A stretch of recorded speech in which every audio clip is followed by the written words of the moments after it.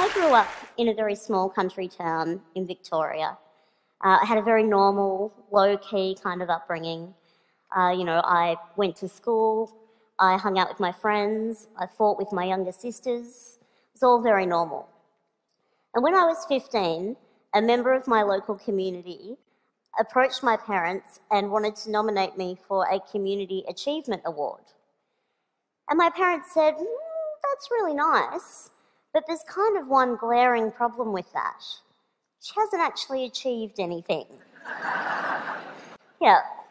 And they were right, I went to school, I got good marks, I had a very low-key after-school job in my mum's hairdressing salon, and I spent a lot of time watching Buffy the Vampire Slayer and Dawson's Creek.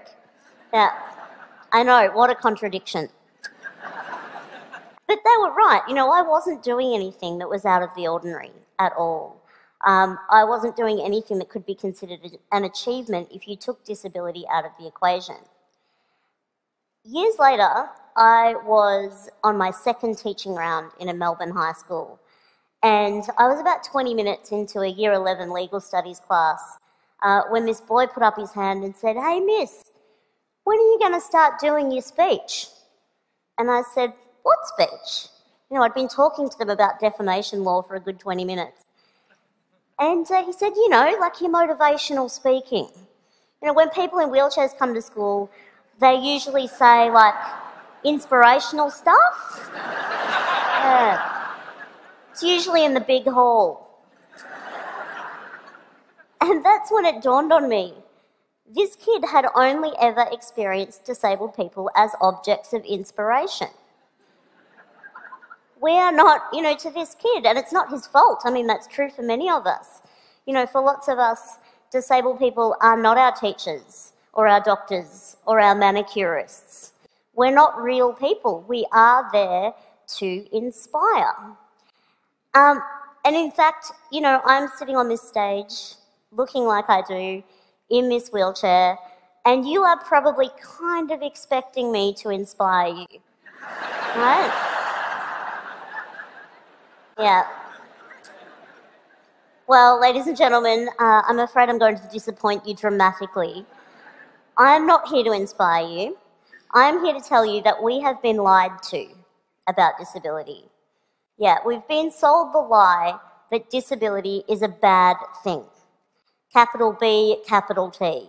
It's a bad thing. And to live with disability makes you exceptional. It's not a bad thing.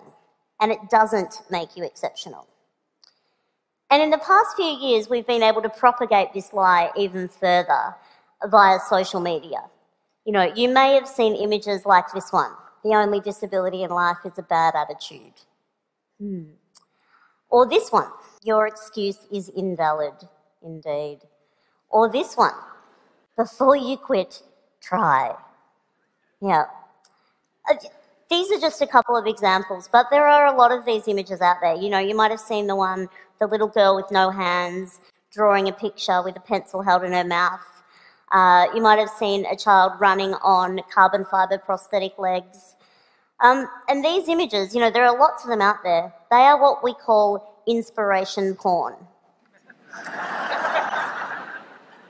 And I use the term porn deliberately because they objectify one group of people for the benefit of another group of people. So in this case, we're objectifying disabled people for the benefit of non-disabled people. The purpose of these images is to inspire you, to motivate you, so that we can look at them and think, well, however bad my life is, it could be worse. I could be that person. But what if you are that person? I've lost count of the number of times that I've been approached by strangers wanting to tell me that they think I'm brave or inspirational. And this was long before my work had any kind of public profile. They were just kind of congratulating me for managing to get up in the morning and remember my own name. And it is objectifying. These images objectify disabled people for the benefit of non-disabled people. They are there so that you can look at them and think that things aren't so bad for you, to put your worries into perspective. And life as a disabled person is actually somewhat difficult. We do overcome some things. But the things that we're overcoming are not the things that you think they are. They are not things to do with our bodies.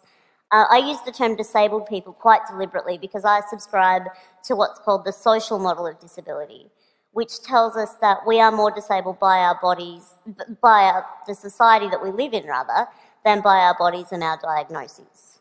So I've lived in this body a long time. I'm quite fond of it.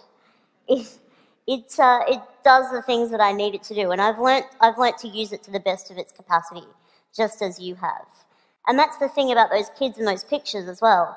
They're not doing anything out of the ordinary. They are just using their bodies to the best of their capacity. So is it really fair to objectify them in the way that we do, to share those images? People, when they say, you know, you're an inspiration, they mean it as a compliment. They mean it as a compliment. And I know why it happens. It's because of the lie. It's because we've been sold this lie that disability makes you exceptional. And it honestly doesn't. And I know what you're thinking. You know, I'm up here bagging out inspiration, and you're thinking, geez, Stella, aren't you inspired sometimes by some things? And the thing is, I am. I learn from other disabled people all the time.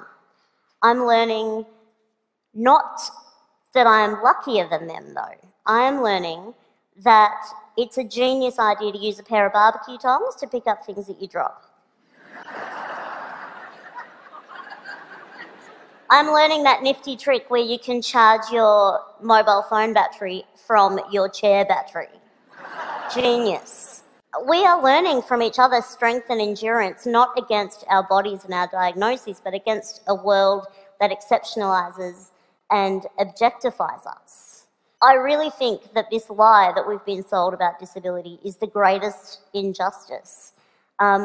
It makes life hard for us. And that quote, "the only disability in life is a bad attitude," the reason that that's bullshit is because it's just not true. Because of the social model of disability, you know, no amount of smiling at a flight of stairs has ever made it turn into a rap. Never.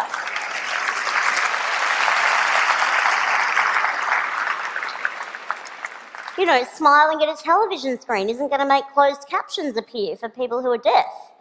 You know, no amount of standing in the middle of a bookshop and radiating a positive attitude is going to turn all those books into Braille. It's just not going to happen. It's just not going to happen. I really want to live in a world where disability is not the exception but the norm. I want to live in a world where a 15-year-old girl sitting in her bedroom watching Buffy the Vampire Slayer isn't referred to as achieving anything because she's doing it sitting down. I want to live in a world where we don't have such low expectations of disabled people that we are congratulated for getting out of bed and remembering our own names in the morning. I want to live in a world where we value genuine achievement for disabled people. And I want to live in a world where a kid in year 11 in a Melbourne high school is not one bit surprised that his new teacher is a wheelchair user. Disability doesn't make you exceptional, but questioning what you think you know about it does. Thank you.